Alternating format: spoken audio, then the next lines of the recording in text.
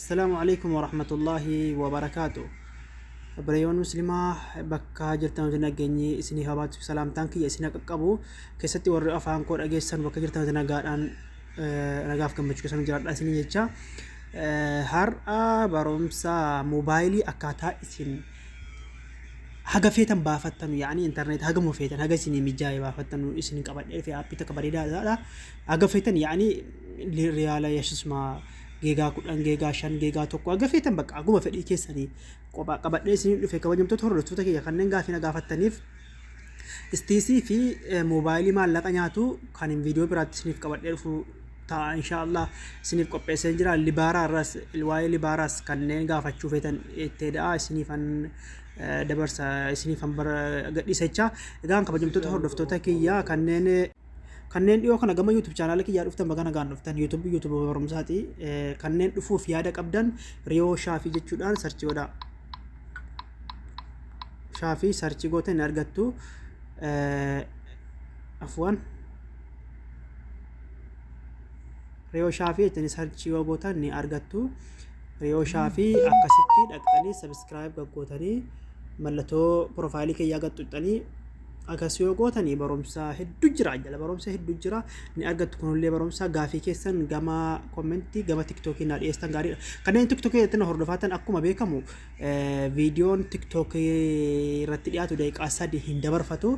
gama YouTube keenya deemuudhaan na daawwadhaa isiniin jedha egaa kanumaan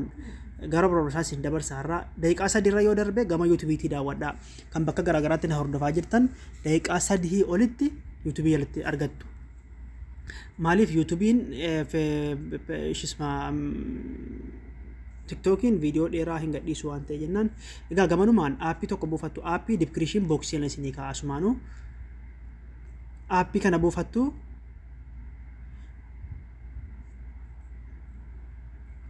آپی kana موبایلی jala gati afaan arabaatiin barraa jiru innaan nama hedduuf hin galu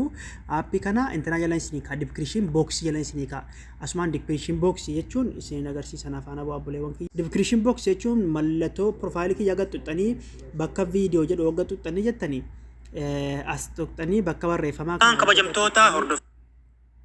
asirratti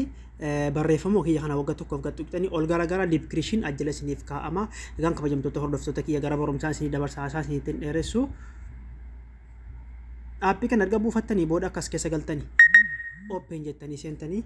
open jettanii yoo seentanii kun hariinu moobaayilii akka isinitti barbaaddanii tayyib jalqaba irratti meeqarraan isin agarsiisa amma geegaa takkarraa isin agarsiisame afwan beeksisa kun of duuba deebitanii geegaa tokko akkuma isin agartanu riyaala 34 geegaa tokko 30 yoo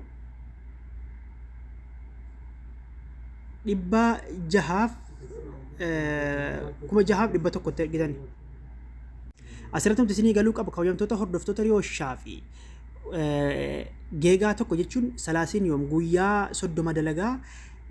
erguudhaaf immoo gaara gubbaatti afwan dhibba jahaa fi kuma jahaaf dhibba takka gara meeqaatti ergitanii gara teelee moobaayilii ni beektanii kuma takkaaf dhibba takkaatti ergitanii obboleewwan kiyya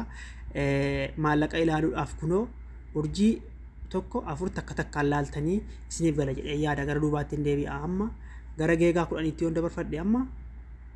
afwan beeksisanii qaba geegaa 10 jechuun birrii dhibba takkaaf 9 yaani halaalaa ofirraa qabdi argattanii sunis guyyaa 30 garuu dalagaa isaatu wal caalaa waa inni dalagu wajjin kan inni isiniif dhiyeessu ta'a inshaallah geegaa 10 jechuudha inni immoo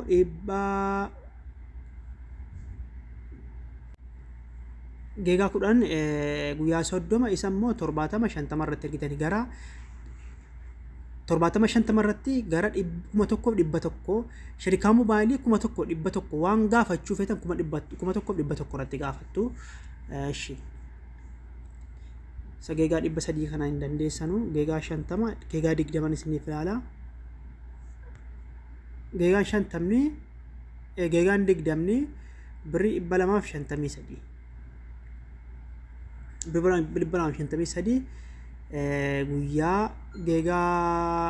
ዲግደማ ጉያ 90 jechuun ji'a sadi baati sadi sin fayyada geegaan digdamni kun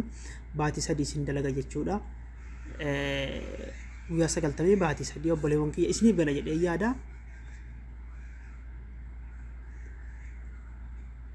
Egaa kabajamtoota hordoftoota kiyyaa hunduma kanarra deemtanii akkanatti guuttattanii akkuma kanatti guuttattanii garuu kun geegaa 600 hin danda'amu geegaa 300 geegaa 100 geegaa 100 geegaa 50 geegaa